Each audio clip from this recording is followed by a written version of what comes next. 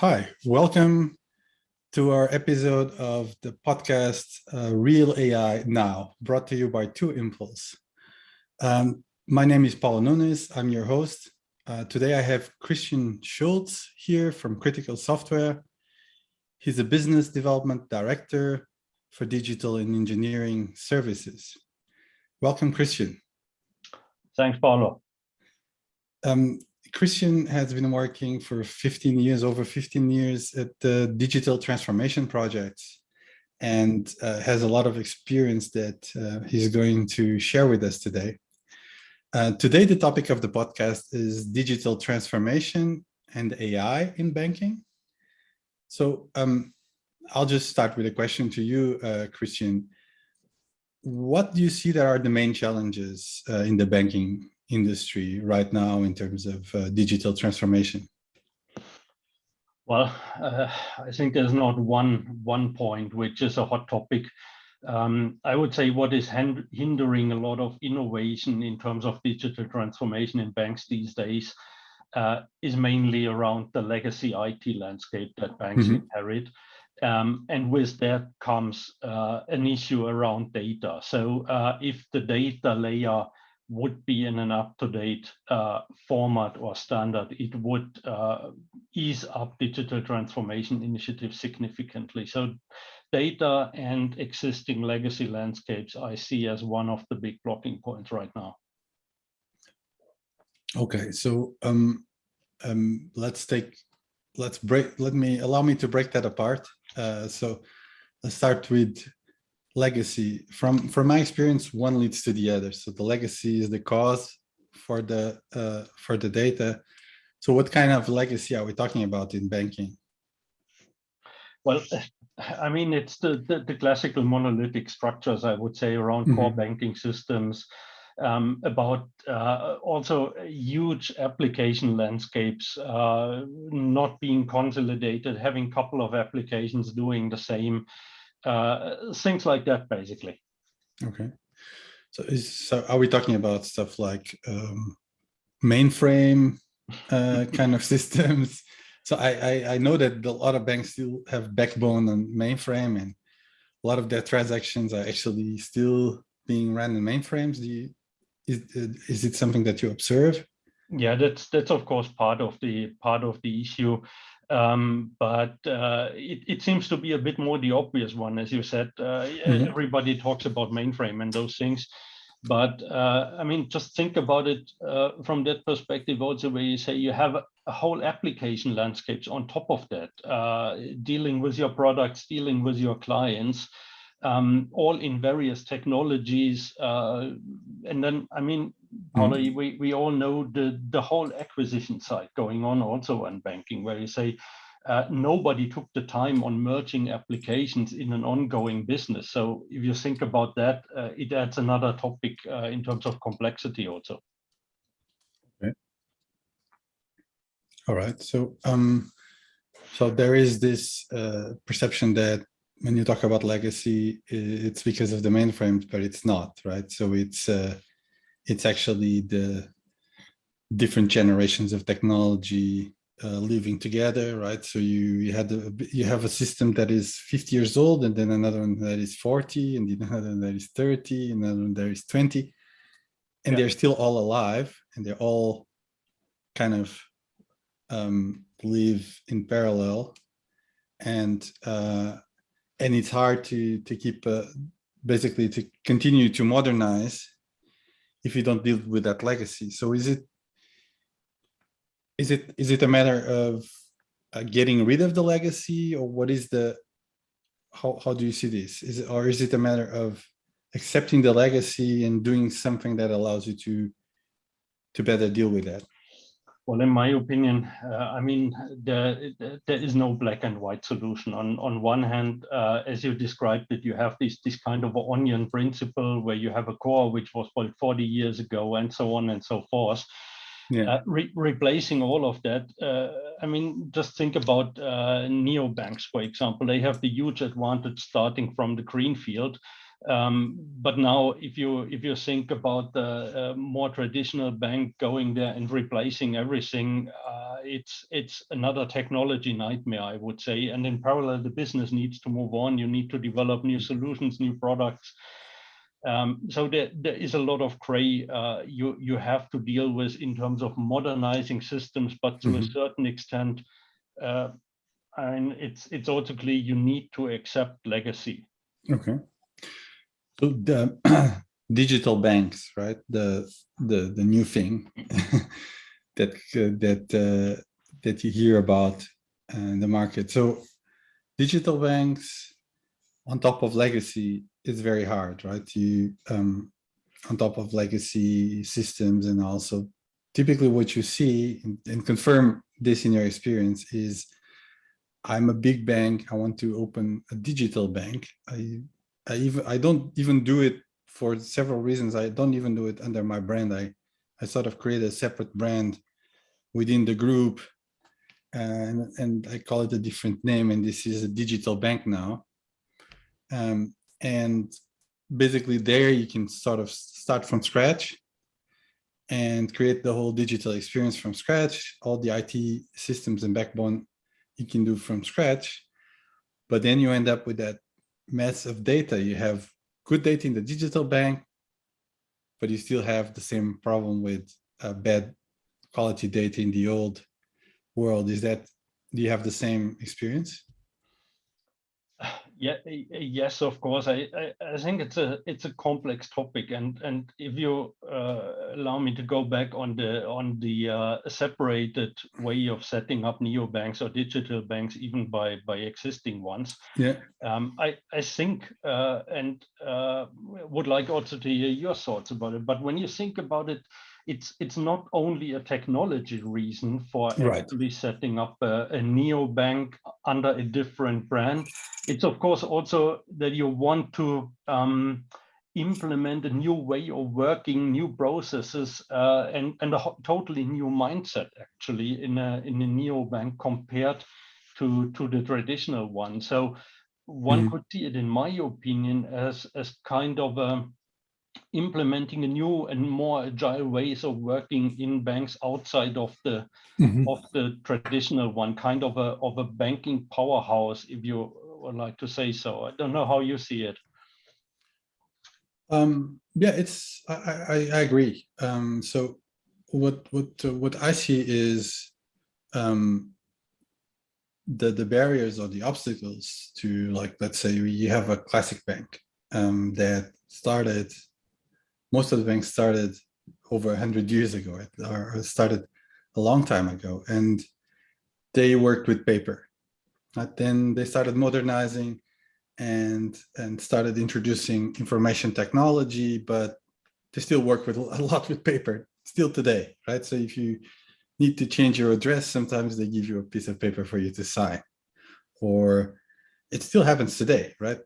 Almost every bank, at least the classic banks, the big banks, they all work a lot with paper. So that you take you need to do something, fill this form. You need to do that, fill this form. You need to do this, fill this form. You need to make a copy of your ID. I need to do this. You need to do that. You need to sign here and sign there, and then send it. Use mail. All right, classic mail. So all kinds of stuff.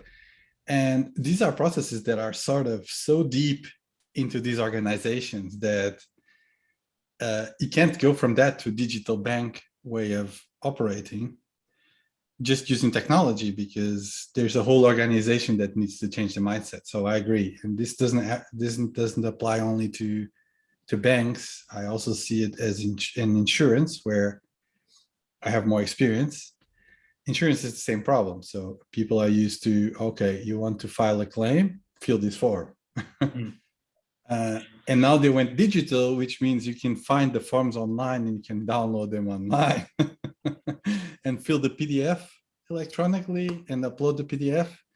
And that's digital for them, right? So, and still a form. The only difference is that you don't have to print it and send it by email anymore. But I still work. I have my car insurance with one of the biggest insurance companies in the world that is here in Munich. I'm not going to say the name, but I send them an email and they reply with a letter, with like snail mail letter. And so I agree with you. This is an organizational change question as well, not just a technology problem. And so the question is now, in my opinion, but that's why it's, in my opinion, a bit short-sighted when you say digital transformation is just implementing another tool or another technical solution. It actually touches on the core and on the processes, basically, on how organizations are working. Well, that's why it's called transformation, right? Otherwise, it would be just digital. Yeah. Digitization, like some people. So there is the digitization, but there's also the digital transformation, which implies a transformation in the organization. Right. And this is a problem, right? This is a big challenge for banks. I see that, and the question is, the question is, can banks do this, or will banks, especially the big ones, can they do this transformation, or will they start creating these spin-offs that are digitally native banks, right? And that the business will start moving over to those spin-offs, and the old banks will just be there and die. This is what I think is going to happen in a good part of the cases. And the banks that are able to actually do that transformation are the ones that are going to survive, isn't it? Because the other ones will wither and die. They no longer provide the service that people want or need. Do you agree? I mean, I guess, it's a little bit provocative, of course. They are going to die, or something comparable to that. But in general, I would say banks need to understand and accept that they have to turn into software companies at the end of the day. Or into technology companies, and not keep the focus on the original finance part that much. Of course, that will still exist and needs to be handled. But as from a consumer perspective, and now not talking about the business to business side, but from an end consumer perspective, retail banking, right? Retail banking, the interaction with a bank is moving closer and closer in the future to the point of sale. So there was a couple of weeks ago, there was a representative from a bank actually making a statement that I personally liked a lot, where he said, nobody gets excited in the morning when you wake up and say, hey, today I have to apply for a loan. But everybody gets excited when you say, today I go and pick up my new car from the dealer. And the whole applying for a loan to finance your new car process, to stick with that example, is moving closer to the point of sale, to the car dealer, and not so much in a way that traditionally you go to your bank branch, you apply for a loan, but it all happens basically embedded in the purchasing process of your car, for example. Yeah, I agree with you. I was just so I give you an example. Right, very, very concrete. I was looking to refinance an apartment, so that I have a bank loan on it. I actually, it's a mortgage. The apartment is rented out. And I got basically I had a fixed interest rate for 10 years now that has expired this year, and the bank gave me an offer, right? And but the spread was a bit high. So the interest rate was a bit high and the spread was higher than I wanted. So I went to another bank where I also have an account, and I said, okay, can you give me a better deal, right? Can you give me a better deal than this? This is the offer that I have. I have the chance of refinancing this now, of moving the loan to your bank. So becoming, you get the deal now, right? You have the chance. So my bank just throw at me a pile of paper and said, well, fill these 20 forms. Right? They gave me a bunch of work to do. right? And so my decision, even though they said in theory they could give me a better deal, but I decided not to do it because I didn't want to do the work. Mm. So the bank lost the business, and because they gave me a lot of work. I lost the deal because also I could have had a better deal from this other bank, but I didn't do it because the service was so bad, so poor, that it was just too much work for me. I would need to hire somebody to do that for me. I just didn't have time. So I just stick with the old bank. Mm. So For convenience, right? It was a convenience decision. It was more convenient to me. I was willing to lose that money because it was more convenient to me to stick with the bank. They didn't ask me for anything. They just asked me to sign the paper. And this is an issue, right? This is an issue because banks are asking you many times to do their job because they have these processes, and they are just sort of kind of hostage to their processes, and they cannot get out, they cannot change. Yeah.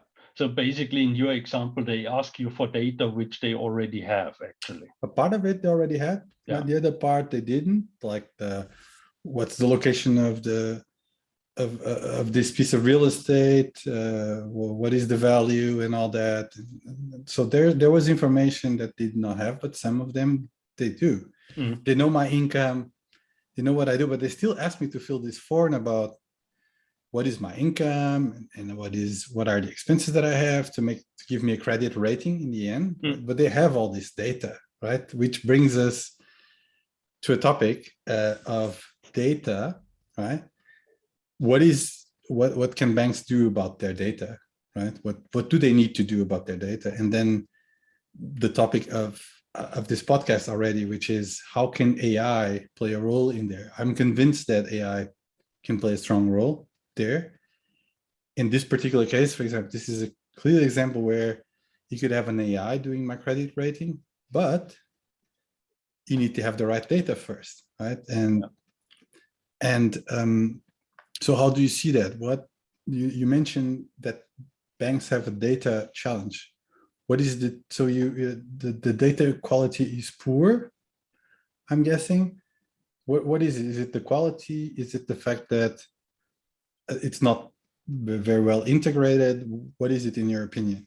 I think it's a combination again of various factors. So on one hand, yes, it is partially a data quality issue, but I would say it's even more an issue that the data is stored at different kind of places and is not consolidated. So and it is also not consolidated in a sense that it's reflecting on business processes a bank is applying. Mm-hmm. So creating problems on ownership, creating problems on data governance also around that. Mm-hmm. And then of course you have a lot of data issues in that sense, as said, not consolidated, like duplicates, like also wrong data or outdated information in that sense.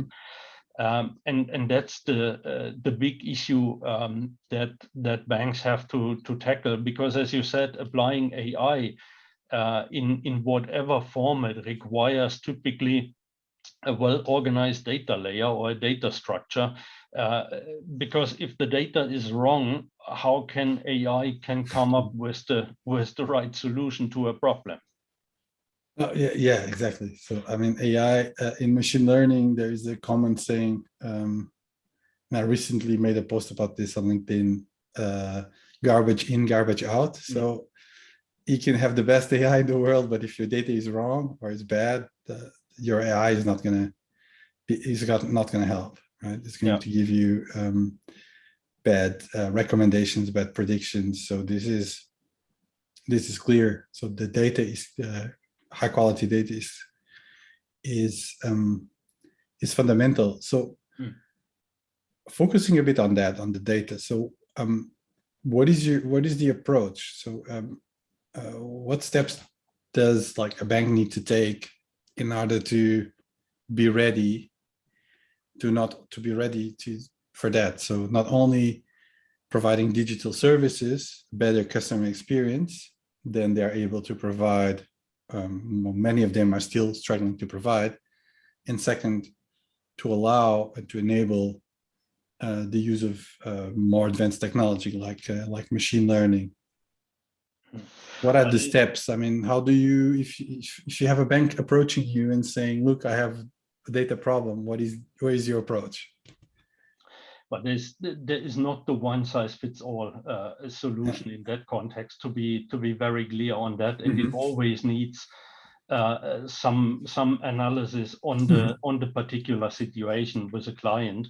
But to pick just one example, what we did with a client in Europe, and I cannot mention a name here, but it all starts from a technical assessment, really, where we start jointly with the client to analyze the status quo, where they are right now, what are the pain points, also who are the owners of the data, basically. So getting the business side involved in any kind of a data consolidation project is essential at the end of the day, because it is not a pure technical transformation where you say you need to get the knowledge to the table of the people who know the business processes and who know the data they use for serving those processes, basically. And with that, you then can draft or start drafting a target architecture, basically, which reflects the business needs, but also the technical needs, so to say. So that's what we usually do, and what you have to do before you get into the doing phase of a data consolidation project. What is the role of standards like open banking and APIs? Where is the role of that in that journey?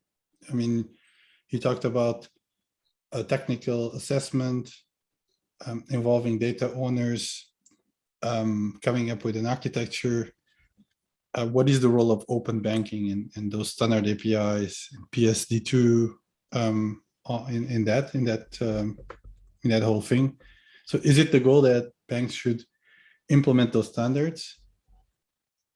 I would see them separately from the data topic, where we say things like open banking or PSD2, they are good for encouraging interoperability and connecting different kind of a providers, connecting different banks, or is it also connecting banks with merchants, for example, and allowing, when we think about the example before was buying a car and getting the financing for that one.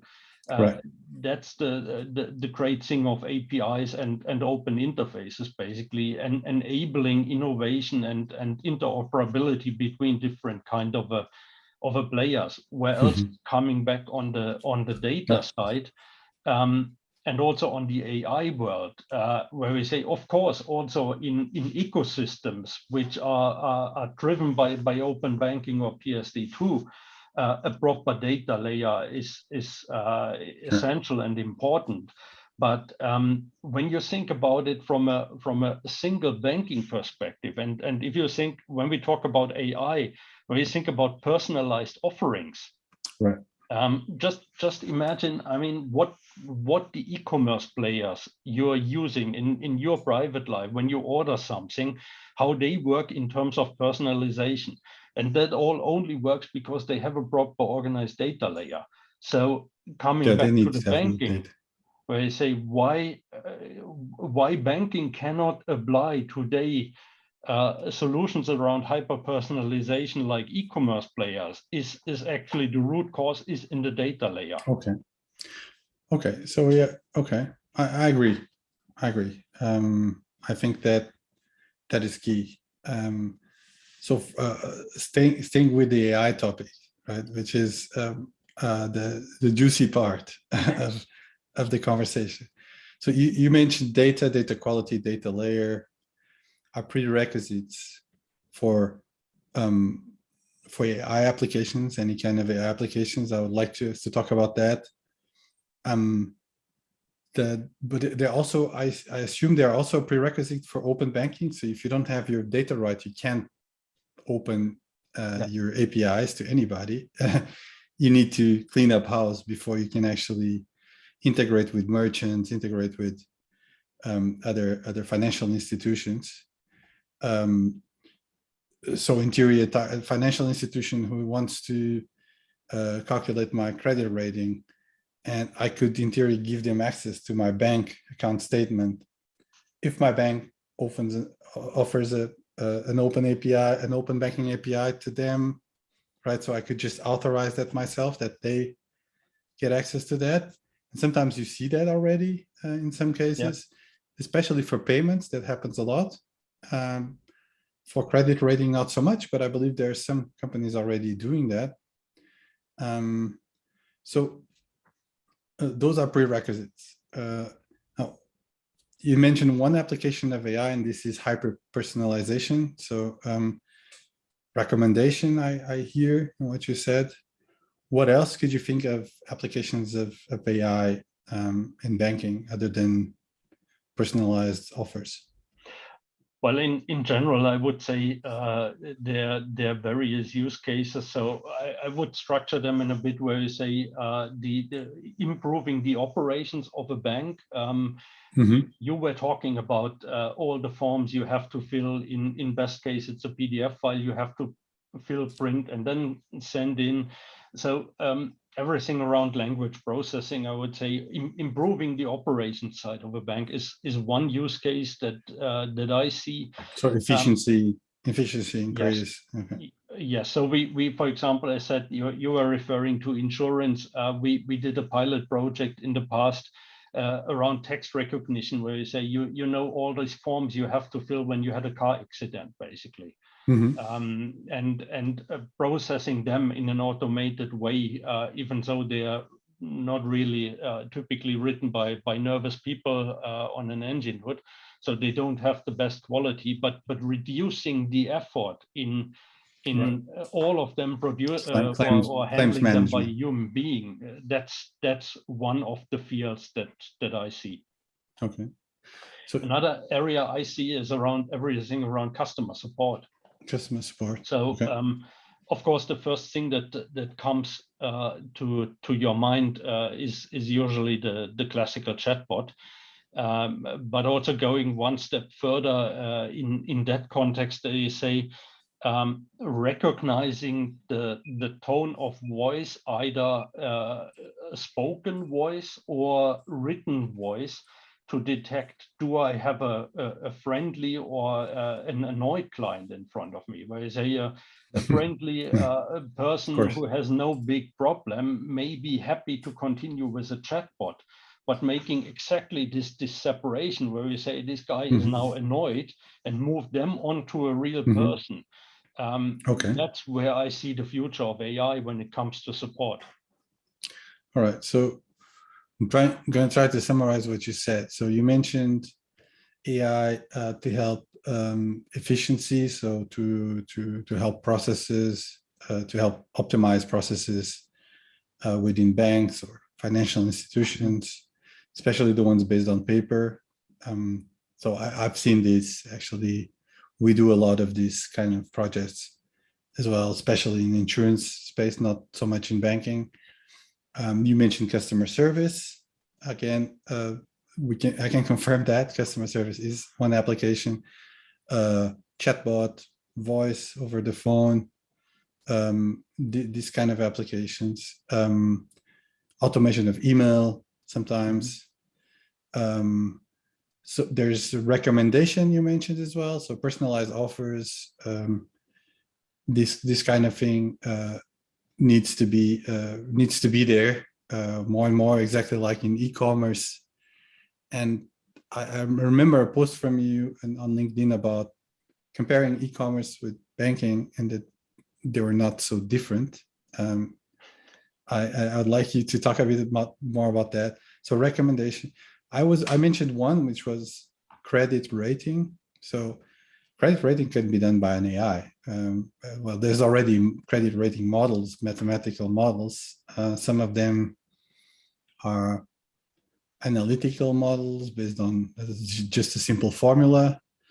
And some of them nowadays are machine learning based, so just completely data driven. That could be applied, but you need good data for that. And you need lots of good data. Banks have lots of data, typically not so good. So what else? What else could we think of? So we have efficiency of processes, we have automation of customer service, we have recommendation, we have credit rating. Where else could we apply AI and machine learning? Well, I mean, you mentioned it already. Say recommendations or personalization is, in my opinion, one of the big topics banks have to focus on in the future. Simply for that background, where you say we spoke about legacy, but legacy at the end of the day is only a cost factor. But if you now see a bit think about growth and how to grow and where to grow, is where you say where could you generate additional revenue streams as a bank in the future. And there I see a lot of room in terms of analyzing the existing data and recommending services or products to existing clients also. Okay. I can give you a practical example. As you were talking about your refinancing part, where you say, but for example, my bank sees every month the monthly income in terms of their data. They see where the money goes every month, basically. And if they properly would analyze the data, they would, for example, see that a certain amount of money goes to another bank, which is obviously which is actually an online broker for stock and investment funds and things like that. But instead of picking up on that and recommending me investment opportunities on a regular basis, they recommend me a consumer credit. Right. I say, and now ask yourself, is that targeted?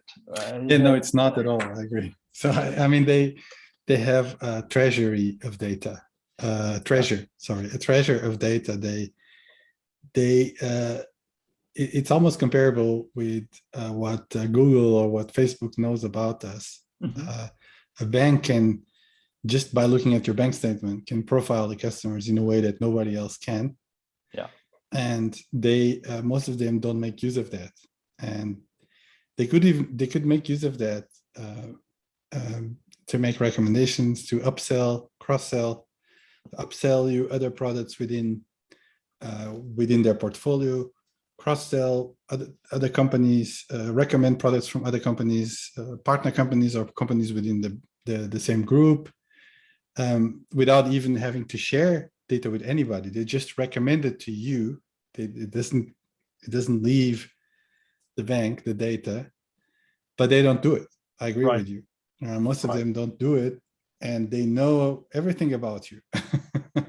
Even some things that they shouldn't know, they know. So as a consumer, I would prefer that they didn't know, but they do, because it's there. I just read the bank statement. So they are sitting on a gold mine, basically, with all the data. I mean, they know your mobile phone provider. They know your other banks where you're transferring money to, and so on and so forth. They even know where you spend your money, typically. They know your lifestyle. They know what time you, where you go to the ATM. Where do you buy online? So, I mean, unless you are a person that uses a lot of cash, which very few people do, then they know everything about you. And that was actually the point that was driving me. You were referring to that statement where I was saying that banking and e-commerce are not so much different. But I say the major difference is, and of course, e-commerce players have the advantage. They usually started from greenfield. They have no big legacy. They have their data in order. But at the end of the day, they are selling products and services to their consumers. And banks in fact do the same. Right? I say they say financial products and services, but still in terms of personalization, there's a long way to go when it comes comparing them with e-commerce players. That's where this statement actually came from. You were referring to. Yeah, I mean, in the end, they also sell products and services. And they have this gold mine of data that they're not using. And I agree. So trying to summarize a bit myself. We are running a bit out of time now. Trying to summarize. So legacy and low data quality organization are obstacles to or are hurdles that banks have in order to become digital. Digital means having new sources of revenue that are coming from digital sources, providing a better customer service, because customers want, for convenience, they want easier and easier services to use. They don't want to go to the branch. They don't want to have to write letters of signed paper, fill forms. So these are the things that are sort of stopping or at least delaying this transformation. But there is hope. There is hope because there are ways of bringing banks to that, to help banks doing that transformation with technology, but also introducing change. And then when they're able to sort themselves out, they can start offering services on top based on AI. Some of them are not even based on AI that they could start offering. But things like recommendation are based on AI, automated credit rating, automated customer service are all based on AI. But you can't just apply AI, can't you? You need to sort your data first and drive some change in the organization. I mean, you know it from your day-to-day business even better than I do, Paulo. But just applying AI does not fix any problem. No, you need to have a holistic perspective on that problem. And I totally agree on what you said. I would even add more where you say legacy is an issue, but you can get closer to a point where you say don't worry about that issue as long as you get the front end of your offering, so to say, right? And if you generate more revenue and find new revenue streams, the legacy issue is getting a little bit smaller in that perspective. I agree. I mean, the customers don't need to know that you have legacy, so you need to do a good job and as a customer, you don't care how your bank solves or provides you this service from a technical perspective. Yeah, you don't. Sometimes, unfortunately, as a consumer, you are exposed to that legacy, and that's the problem, right? You need to protect the customers from the fact that you have that legacy. They don't need to see it. Yeah, and that's the key. I agree. Thank you, Christian, for your time, for joining us in our podcast. And thank you for watching and listening. Stay tuned for our next episode.